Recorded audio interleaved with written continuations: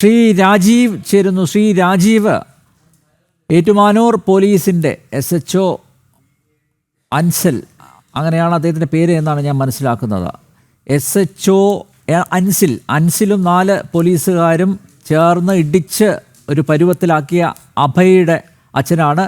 ഇക്കഴിഞ്ഞ മാർച്ച് മാസമാണ് ഏറ്റുമാനൂർ ടൗണിൽ ഈ സംഭവം ഉണ്ടായത്. ഓവർടേക്ക് ചെയ്ത ഒരു ബസ് അതിനെ ചേസ് ചെയ്ത് ഡ്രൈവറോട് കാര്യങ്ങൾ സംസാരിച്ചതിനാണ് പോലീസ് അവിടെ എത്തി വളരെ ക്രൂരമായി ഈ പൊതുസമൂഹത്തിൻ്റെ മുന്നിലിട്ട് ഈ ചെറുപ്പക്കാരനെ ക്രൂരമായി തല്ലിച്ചതച്ചത്. മാത്രമല്ല അയാളുടെ മൊബൈൽ വലിച്ചെറിഞ്ഞ് പൊട്ടിക്കുകയും ചെയ്തു.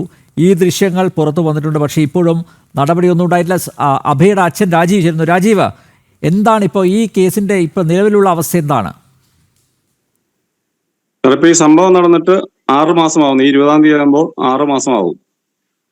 ഞാൻ നമ്മുടെ കേരളത്തിലുള്ള അതുപോലെ തന്നെ പ്രധാനമന്ത്രി അടക്കം, ഗവർണർ, മുഖ്യമന്ത്രി, DGP എല്ലാവർക്കും, കോട്ടയം SP അടക്കം പരാതി കൊടുത്തിട്ടും നാളിതുവരെ ഒരു നടപടി ആയിട്ടില്ല.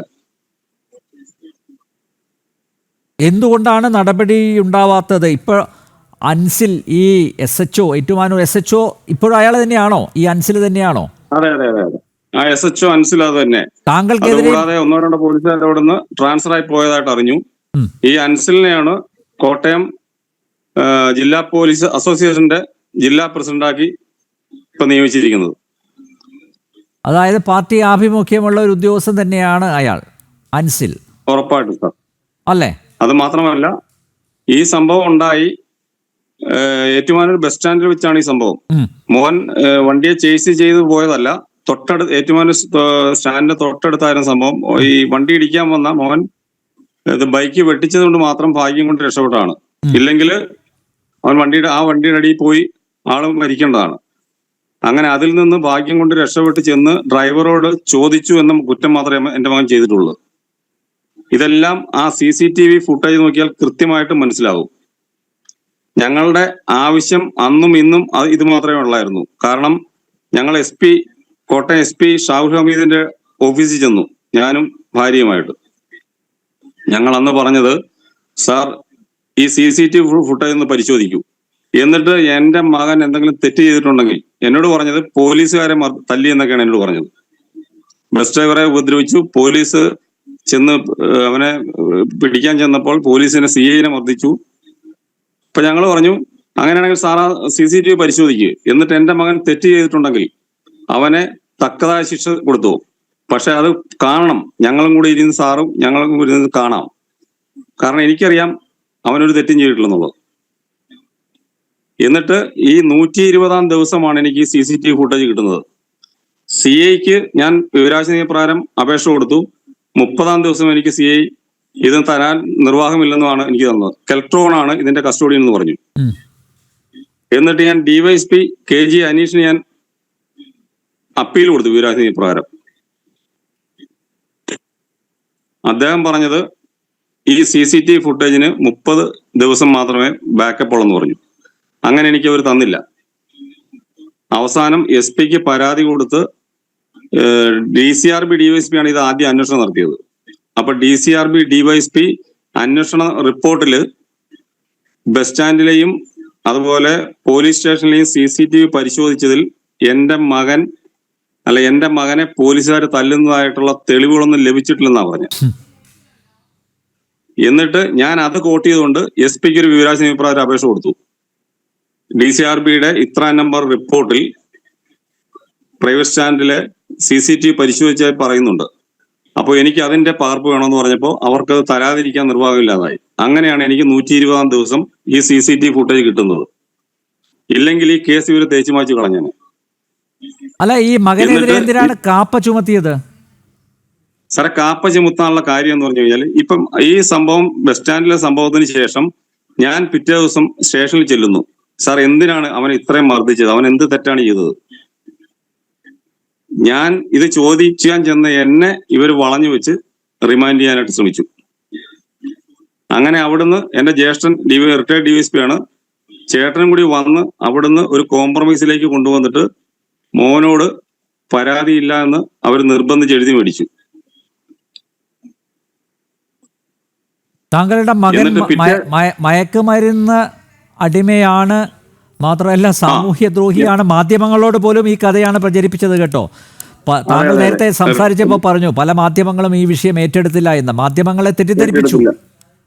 അതാണ് സംഭവിച്ചത് സാർ. ഞാൻ എല്ലാ മാധ്യമങ്ങളെയും സമീപിച്ചതാണ്. പക്ഷേ ഈ ഡിവൈഎസ്പി അടക്കം പത്രങ്ങൾക്കും ഇവർക്ക് റിപ്പോർട്ട് കൊടുത്തത് എന്റെ മകൻ സാമൂഹ്യദ്രോഹിയാണ്, അതുപോലെ അവൻ ഡ്രഗ് അഡിക്റ്റ് ആണ്, ഇവന് ഡിപ്രഷൻ ട്രീറ്റ്മെന്റ് ഉള്ള വ്യക്തിയാണ് മോൻ, 25 വയസ്സുണ്ട്, അല്ലാതെ വേറെ യാതൊരു ഇതും ഇല്ലാത്തതാണ്. എന്നിട്ട് പറഞ്ഞത് ഇവൻ ഡ്രഗ് അഡിക്റ്റ് ആണും അതുപോലെ തന്നെ സാമൂഹ്യദ്രോഹി.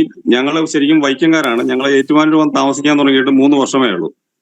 ഈ ചുറ്റുവട്ടത്തില് ഏറ്റുമാനൂരത്തെ നമ്പർ 1 റൗഡി എന്നാണ് നമ്മുടെ കോട്ടയം SP ഷാഹുൽ ഹമീദ് DIGക്ക് റിപ്പോർട്ട് കൊടുത്തിരിക്കുന്നത്. ഒരിക്കലും ഒരു മനുഷ്യനെ എത്ര തെറ്റുകാരനായിക്കോട്ടെ ഇല്ലാത്ത കാര്യങ്ങൾ പറഞ്ഞ് ജനങ്ങളുടെ മുമ്പിലും അതുപോലെ തന്നെ മാധ്യമങ്ങളുടെ മുമ്പിലും ഞങ്ങളെ കരിവാരിത്തേക്കുകയും അതുപോലെ ഈ പറഞ്ഞ ഡിപ്രഷനുള്ള എന്റെ മകനെ ഡ്രഗ് അഡിക്റ്റ് ആക്കി അവന് കോളേജിലെ 2 കേസിൽ അവൻ പ്രതിയായിരുന്നു. പ്രതി എന്ന് പറഞ്ഞു കഴിഞ്ഞാൽ ഇവൻ SFIയുടെ അവിടുത്തെ യൂണിറ്റ് കമ്മിറ്റി അംഗവും അന്ന് ഉണ്ടായ കലാലയ രാഷ്ട്രീയമായിട്ട് ബന്ധപ്പെട്ട 2 കേസാണ്. ആ ഒരു കേസിൽ എന്റെ മകൻ ശരിക്കും സംഭവ സ്ഥലത്ത് പോലും ഇല്ല. പിന്നെ ഉള്ള ഒരൊറ്റ കേസിൽ 6 പേര് ഇവനെ മർദ്ദിച്ചതിന്റെ ഒരു വിഷയമാണ്. ആ പരാതിയിൽ ഞങ്ങൾക്ക് കൗണ്ടർ കേസ് ഉള്ളതാണ്.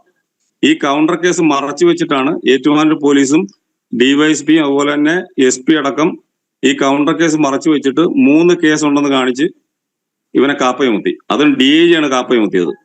ഞങ്ങൾ അവിടെ പരാതി കൊടുക്കുകയും അപ്പീൽ പോവുകയും കാപ്പ അഡ്വൈസറി ബോർഡ് ഈ 3 കേസും തള്ളിക്കളയുകയും അതുപോലെ തന്നെ ഏറ്റുമാനൂർ പോലീസിനെ നിശ്ചിതമായിട്ട് വിമർശിച്ചിട്ടുണ്ട്. കാരണം ഉള്ള കൗണ്ടർ കേസ് കാണിക്കാതെ എന്തുകൊണ്ട് നിങ്ങൾ ഈ ഫയൽ ഇങ്ങോട്ട് വിട്ടു എന്ന് ചോദിച്ചിട്ട് അവിടുത്തെ SIയോട് തട്ടിക്കയറുകയാണ് അവിടുത്തെ ചെയർമാൻ ചെയ്തത്.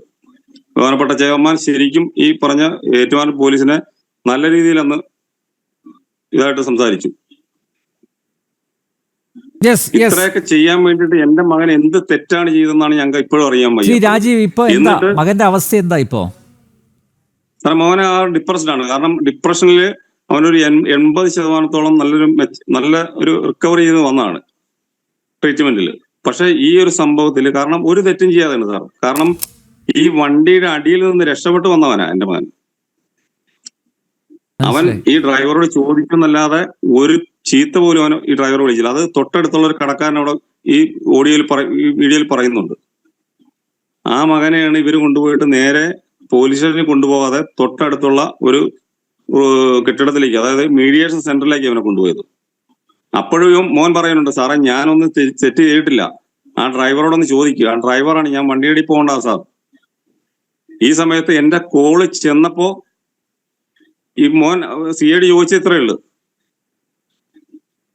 ഈ പറഞ്ഞ സാറേ പപ്പ വിളിക്കുന്നുണ്ട്, സാറേ ഫോണൊന്ന് ഞാൻ എടുത്തോട്ടെ എന്നാ ചോദിച്ചത്. അതിനാണ് ആ CI പുറത്തുകൂടി വന്നിട്ട് അവന്റെ കയ്യിരുന്ന മൊബൈല് മേടിച്ച് നിലത്തടിച്ച് പൊട്ടിക്കുന്നത്. ഇത് കൂടാതെ ഈ പറഞ്ഞ പോലീസുകാര് മോനെ ചികിത്സിക്കുന്ന ആശുപത്രിയിൽ ചെന്നിട്ട് ഡോക്ടറുടെ മൊഴി എഴുതി, അതായത് ഡോക്ടർ പറയുന്നു, പോലീസുകാർ മൊഴി എഴുതുന്നു, ഡോക്ടർ പറയാത്ത കാര്യം കൂടി എഴുതിയിട്ട് 2 പേജിൽ മൊഴി എടുത്തിട്ട് 2ാമത്തെ പേജിൽ ഡോക്ടർ ഒപ്പിട്ടതിന്റെ മുകളിൽ ഒരു 4 വരി എഴുതാനുള്ള ഗ്യാപ്പ് ഉണ്ടായിരുന്നു.